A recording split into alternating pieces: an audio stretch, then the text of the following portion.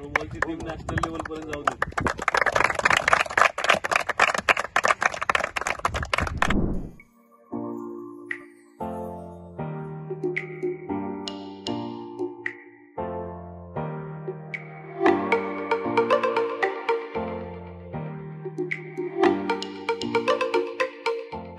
लोकसेवा प्रतिष्ठान संचलित पुण्याजवळील फुलगाव येथील नेताजी सुभाषचंद्र बोस सैनिकी शाळा व लोकसेवा इंग्लिश मीडियम स्कूलच्या हँडबॉल खेळासाठीच्या मैदानाचं नुकतंच उद्घाटन झालं. For the people news digital चॅनलचे संपादक दीपक दराडे यांच्या हस्ते या मैदानाचं उद्घाटन झालं.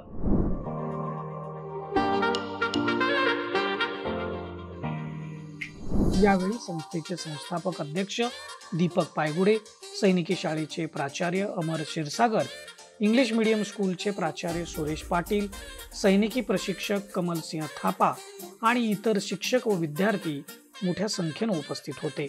यावेळी विद्यार्थ्यांनी हँडबॉल खेळाचं प्रात्यक्षिक उपस्थितांसमोर सादर केलं.